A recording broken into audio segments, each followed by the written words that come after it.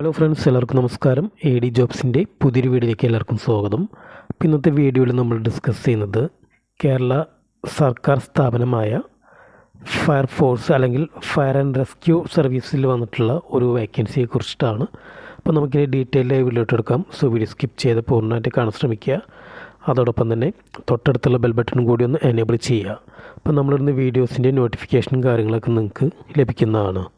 Category number പറഞ്ഞിട്ടുണ്ട് 471/2024. താഴെ പറയുന്ന ഉദ്യോഗത്തിന് തിരഞ്ഞെടുക്കപ്പെടുന്നതിന് യോഗ്യതയുള്ള ഉദ്യോഗാർത്ഥികളിൽ നിന്നും ഓൺലൈനായി അപേക്ഷകൾ ക്ഷണിച്ചുകൊള്ളുന്നു എന്നാണ് പറഞ്ഞിട്ടുള്ളത്. ഉദ്യോഗാർത്ഥികൾ കേരള പബ്ലിക് സർവീസ് കമ്മീഷൻ്റെ ഔദ്യോഗിക വെബ്സൈറ്റിലൂടെ ഒറ്റത്തവണ രജിസ്ട്രേഷൻ ചെയ്യാനാണ് പറഞ്ഞിട്ടുള്ളത്. അപ്പോൾ വകുപ്പ് പറഞ്ഞിട്ടുണ്ട് ഫയർ ആൻഡ് റെസ്ക്യൂ സർവീസാണ്. ഉദ്യോഗ പേര് fire and rescue service officer ട്രെയിനിയാണ്. ശമ്പളം പറഞ്ഞിട്ടുണ്ട് 27,900 മുതൽ 3,700 വരെയാണ് പറഞ്ഞിട്ടുള്ളത്. ഒഴിവുകളുടെ എണ്ണം പ്രതീക്ഷിത ഒഴിവുകളാണ് പറഞ്ഞിട്ടുള്ളത്. പിന്നെ നിയമന രീതി പറഞ്ഞിട്ടുണ്ട് നേരിട്ടുള്ള നിയമനമാണ്. ഏജ് ലിമിറ്റ് 18 വയസ്സ് മുതൽ 26 വയസ്സ് വരെയാണ് പറഞ്ഞിട്ടുള്ളത്. അതായത് ഉദ്യോഗാർത്ഥികൾ 2/1/1998 1/1/2006 ഇടയിൽ ജെൻഡർ കാൻഡിഡേറ്റ്സ് ആണെന്നാണ് പറഞ്ഞിട്ടുള്ളത്. ഈ പറഞ്ഞ 2 ഡേറ്റ്സും ഇൻക്ലൂഡിംഗ് ആണ്. അതോടൊപ്പം തന്നെ ഗവൺമെൻറ് റൂൾസ് പ്രകാരമുള്ള ഏജ് റിലാക്സേഷൻ മറ്റു കാര്യങ്ങൾ ഉണ്ടായിരിക്കുന്നതാണ്. പിന്നെ ഈ പോസ്റ്റിലേക്ക് അപ്ലൈ ചെയ്യാനുള്ള വിദ്യാഭ്യാസ യോഗ്യത പറഞ്ഞിട്ടുണ്ട് +2 അല്ലെങ്കിൽ അതിന് തുല്യമായ യോഗ്യതയാണ് പറഞ്ഞിട്ടുള്ളത്. പിന്നെ പറഞ്ഞിട്ടുള്ളത് കമ്പ്യൂട്ടർ ആപ്ലിക്കേഷനുള്ള ഡിപ്ലോമയുള്ളവർക്ക് മുൻഗണന ഉണ്ടായിരിക്കും എന്നാണ് പറഞ്ഞിട്ടുള്ളത്. പിന്നെ ശാരീരിക യോഗ്യതകൾ പറയുന്നുണ്ട്. ഉയരത്തിൻ്റെ കാര്യം ജനറൽ കാൻഡിഡേറ്റ്സിന് പറഞ്ഞിട്ടുള്ളത് 165 സെൻറ്റിമീറ്ററാണ്. തൂക്കം 50 ഗ്രാം, നെഞ്ചളവ് 81, നെഞ്ച് വികാസം 5 സെൻറ്റിമീറ്റർ അങ്ങനെയാണ് പറഞ്ഞിട്ടുള്ളത്. SC/ST കാൻഡിഡേറ്റ്സിന് ഉയരം പറഞ്ഞിട്ടുള്ളത് 160 സെൻറ്റിമീറ്ററാണ്. തൂക്കം 48 കിലോഗ്രാം, നെഞ്ചളവ് 76 സെൻറ്റിമീറ്റർ, നെഞ്ച് വികാസം 5 സെൻറ്റിമീറ്റർ ഇങ്ങനെയാണ് പറഞ്ഞിട്ടുള്ളത്. നീന്താൻ അറിഞ്ഞിരിക്കുന്നതാണ് പറഞ്ഞിട്ടുള്ളത്. അപ്പോൾ അതിൻ്റെ ഡീറ്റെയിൽസ് പറയുന്നുണ്ട്. 2 മിനിറ്റിനുള്ളിൽ നമ്മൾ 50 മീറ്റർ നീന്തി പൂർത്തിയാക്കണമെന്ന് പറഞ്ഞിട്ടുണ്ട്. അതോടൊപ്പം തന്നെ നീന്തൽക്കുളത്തിൻ്റെ ആഴം കൂടിയ ഭാഗത്ത് 2 മിനിറ്റ് വെള്ളത്തിൽ പൊങ്ങിക്കെടുക്കാനുള്ള കഴിവ് വേണമെന്ന് പറഞ്ഞിട്ടുള്ളത്. അപ്പോൾ ഇത് രണ്ടിലും പാസ്സായ ആൾക്കാർക്കാണ് നീന്തൽ പരീക്ഷയിൽ വിജയിച്ചതായി കണക്കാക്കുമെന്ന് പറഞ്ഞിട്ടുള്ളത്. പിന്നെ കാഴ്ചശക്തിയുടെ കാര്യം പറയുന്നുണ്ട്. ദൂരക്കാഴ്ച പറയുന്നുണ്ട്. വലത് കണ്ണ് 6/6 ആണ് പറഞ്ഞിട്ടുള്ളത് സ്നെല്ലർ. ഇടത് കണ്ണ് 6/6 തന്നെയാണ് പറഞ്ഞിട്ടുള്ളത്. സമീപക്കാഴ്ച 0.5 ഇടത് കണ്ണിൻ്റെ 0.5 തന്നെയാണ്. ഫീൽഡ് ഓഫ് വിഷൻ പറഞ്ഞിട്ടുള്ളത് രണ്ടും പൂർണ്ണമാണ്. ഇടത് കണ്ണും വലത് കണ്ണും പറഞ്ഞിട്ടുള്ളത്. ഇത് നമ്മൾ ഗ്ലാസ് ഇല്ലാതെ പറയുന്ന കാഴ്ചയുടെ കാര്യങ്ങളാണ് ഇവിടെ പറഞ്ഞിട്ടുള്ളത്.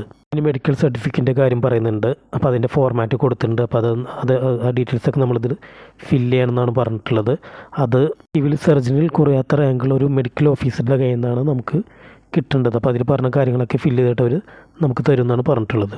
അതുകൂടാതെ കായികക്ഷമത പരീക്ഷ ഉണ്ടായിരിക്കും. 100 മീറ്റർ ഓട്ടം, 14 second, high jump 132.2 centimetre, long jump 457.2 centimetre, പിന്നെ putting the shot put 609.6 centimetre, cricket ball throwing 6096 centimetre, rope climbing 365.8 centimetre കൈകൾ ഉപയോഗിച്ച് മാത്രമാണ് പറഞ്ഞിട്ടുള്ളത്.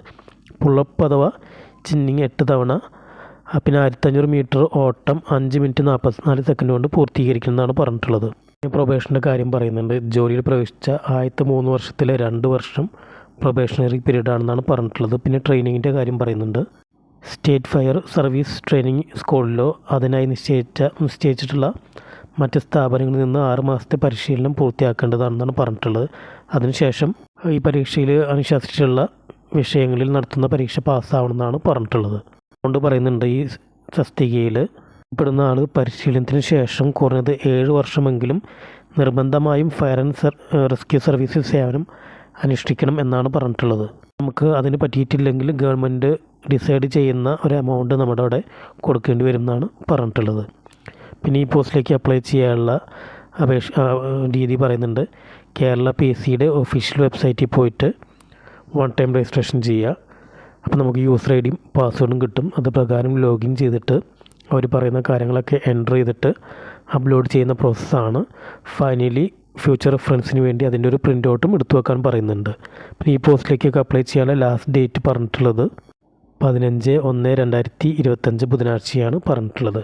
അപ്പോൾ ഈ പോസ്റ്റിലേക്ക് അപ്ലൈ ചെയ്യാൻ താല്പര്യമുള്ള യോഗ്യരായ ഉദ്യോഗാർത്ഥികൾ ഒഫീഷ്യൽ വെബ്സൈറ്റിൽ പോയി കാര്യങ്ങളൊക്കെ വായിച്ച് നോക്കി മനസ്സിലാക്കി എത്രയും പെട്ടെന്ന് അപ്ലൈ ചെയ്യുക. ഇന്നത്തെ വീഡിയോ എല്ലാവർക്കും ഇഷ്ടപ്പെടുന്നു വരുന്ന വീഡിയോ ഇഷ്ടപ്പെട്ടാൽ ലൈക്ക് ചെയ്യുക, കമൻറ്റ്സ് പോസ്റ്റ് ചെയ്യുക, ഷെയർ ചെയ്യുക. അതോടൊപ്പം നമ്മുടെ ചാനൽ സബ്സ്ക്രൈബ് ചെയ്യുക. ഇന്നത്തെ വീഡിയോ കണ്ട എല്ലാ കൂട്ടുകാർക്കും നന്ദി.